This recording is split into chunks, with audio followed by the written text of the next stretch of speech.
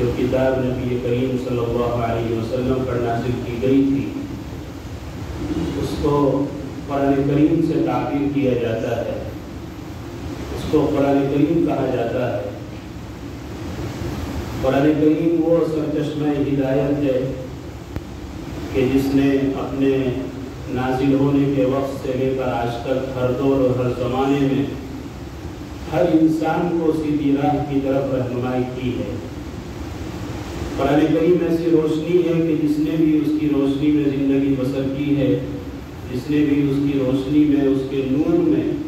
زندگی گزارنے کی کوشش کی ہے، اللہ تعالیٰ نے اس کو سربلندی اور عزت سے نوازا ہے۔ ہر دور اور ہر زمانے کے مسلمانوں کے لیے سب سے بڑی ہدایت کا سرچشمہ، سب سے بڑا ہدایت کا صحیفہ اور ہدایت کا سب سے قیمتی نسخہ وہ قرآن کریم ہے۔ قرآن کریم کے بغیر کسی آدمی کا مسلمان اور مومن رہنا تو دور کی بات ہے، انسان رہنا بھی ممکن نہیں ہے۔ قرآن کریم صرف اور صرف ایمان والوں کے لیے ہی ہدایت نہیں ہے، صرف اور صرف مسلمانوں ہی کے لیے مینارہ نور نہیں ہے، بلکہ عرب کی دنیا تک کے تمام انسانوں کے لیے اس میں بھلائی ہی بھلائی ہے۔ عزت اور رفعت کے وہ اسباب و وسائل موجود ہیں کہ جن کو اپنا کر ہر کوئی عزت کی بلندی پر اور عزت کی یہ کہہ لیجیے کہ توانائی اور طاقت کو حاصل کر سکتا ہے۔ اگر کوئی آدمی یہ چاہے کہ وہ قرآن کریم نہ پڑھے، قرآن کریم کے مطابق زندگی نہ گزارے،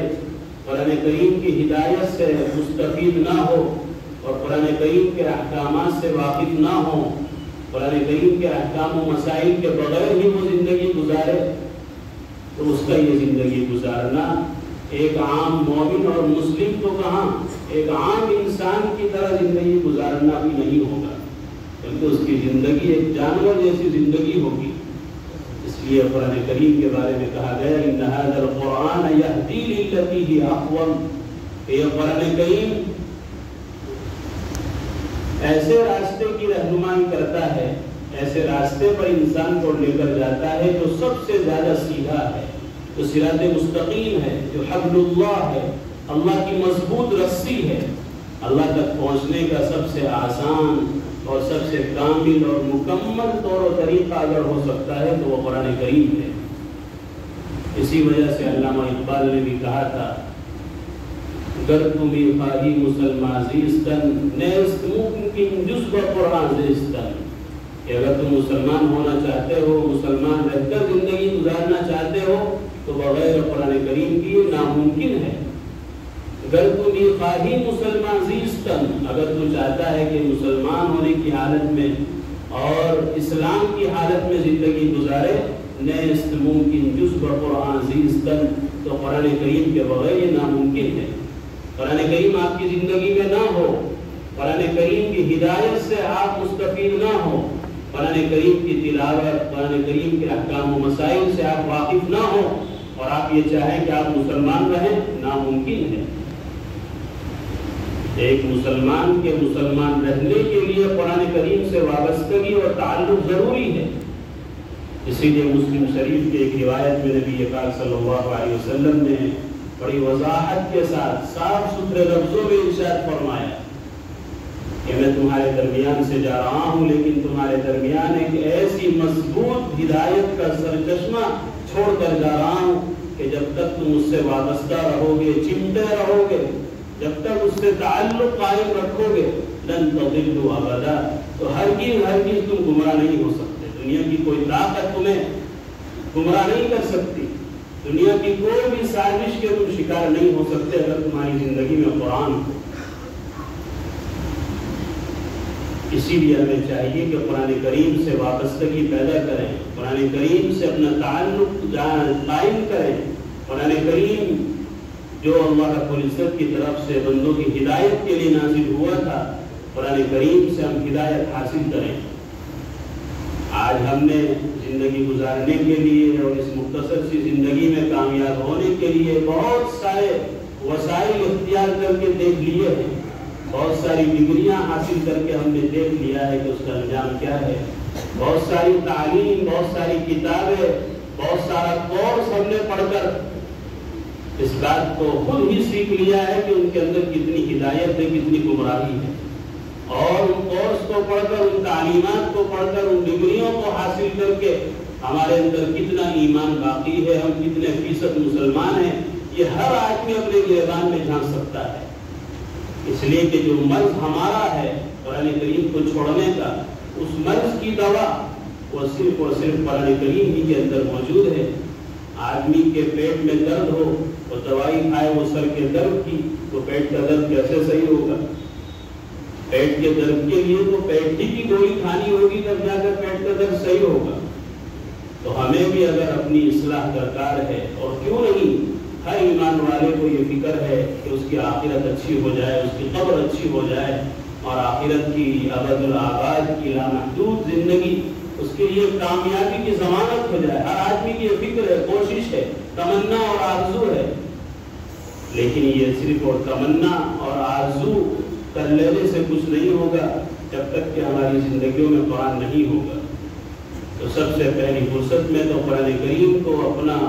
راہبر بنایا جائے، قرآن کریم کو اپنا رہنما بنایا جائے۔ یہ قرآن کریم وہی قرآن کریم ہے کہ جب ایسے عجیب و غریب ماحول میں نازل ہوا کہ دور دور تک بھی کوئی اللہ کا نام لینے والا نہیں تھا، دور دور تک بھی کوئی اللہ کو سجدہ کرنے والا، اللہ کی عظمت اور کبریائی بولنے والا نہیں تھا۔ گھر گھر میں کتنے ہی بت اور بت پرستی کے اسباب موجود تھے، لیکن ان سارے حالات کو قرآن کریم نے کیسے قابو میں کیا؟ تاریخ ہمارے سامنے ہے، حضرات صحابہ کی زندگیاں ہمارے سامنے ہیں کہ جب قرآن کریم نازل ہوتا رہا اور وہ قرآن کریم سے جڑتے رہے، قرآن کریم سے اپنے آپ کو جوڑتے رہے، قرآن کریم کی تعلیمات اور ہدایات کو وہ سینے سے لگاتے رہے، تو شرک و بت پرستی اور اس کے علاوہ جتنی خرابیاں، کمیاں، کوتاہیاں تھیں، وہ کیسے اس دنیا سے ختم ہوتی گئی۔ اور وہی حضرات صحابہ جو اپنی سابقہ زندگی میں کفر و بت پرستی کے اندر ڈوبے ہوئے تھے، کون سا گناہ تھا جو ان کے اندر نہیں پایا جاتا تھا، جس کا وہ انتقال نہیں کرتے تھے، لیکن جب انہوں نے قرآن کریم کو سینے سے لگایا، قرآن کریم کو اپنا اوڑھنا بچھونا بنایا، تو اللہ نے پھر کیسے ان کی زندگیوں میں تبدیلی پیدا کی، کیسا ان کی زندگی میں انقلاب برپا ہوا، ساری تاریخ ہمارے سامنے ہے۔ بس ہمیں اس تاریخ کو پڑھ کر اور اپنے لیے بھی یہی نسخہ تجویز کرنے کی ضرورت ہے، یہی نسخہ اپنانے کی ضرورت ہے۔ آج ہم نے اپنی کامیابی کے لیے جو طرح طرح کے اسباب اپنائے ہیں، طرح طرح کے نسخے ہم نے آزمائے ہیں، ہم یہ نسخہ بھی آزما کر دیکھیں کہ اللہ کی طرف سے جو نسخہ ظاہری اور باطنی، جسمانی اور روحانی بیماریوں کے حل کے لیے نازل ہوا تھا، جس کو قرآن کریم نے شفاء لما فی الصدور کہا ہے،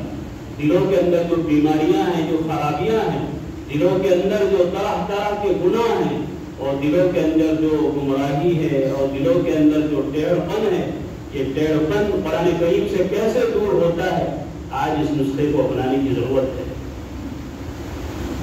نبی پاک صلی اللہ علیہ وسلم کی صحبت کی برکت سے حضرات صحابہ کو قرآن کریم سے جو تعلق نصیب ہوا تھا، وہ تعلق ایسا نصیب ہوا کہ آج حضرات صحابہ کی زندگیاں ہمارے لیے ایسی سرچشمہ ہدایت ہے، اور ان کی زندگیاں کیسی روشن اور تابناک ہے کہ جن کی زندگیوں کو پڑھ کر، سن کر حیرت بھی ہوتی ہے، رشک بھی آتا ہے، اور ان کی زندگیوں کو پڑھ کر سر فخر سے اونچا ہو جاتا ہے۔ اس لیے ہمیں چاہیے کہ ہم قرآن کریم سے اور قرآن کریم والوں سے تعلق پیدا کریں۔ ظاہر سی بات ہے کہ جب آدمی کو کسی چیز کی ضرورت ہوتی ہے تو اس کو لینے کے لیے اسی دکان پر جانا پڑتا ہے جہاں وہ چیز ملتی ہے۔ آپ کو اگر دوائی چاہیے، آپ کو اگر کوئی علاج چاہیے، تو اس کے لیے آپ کو ڈاکٹر کے یہاں جانا پڑے گا، ہاسپٹل میں جانا پڑے گا، کسی ریسٹورینٹ میں نہیں۔ آپ کو اگر کھانے کی بھوک ہے تو اس کو بجھانے کے لیے آپ کو ریسٹورینٹ میں جانا پڑے گا، کسی ہاسپٹل میں نہیں۔ اسی لیے اگر ہمیں قرآن کریم چاہیے، اور کیوں نہیں چاہیے، اگر ہمیں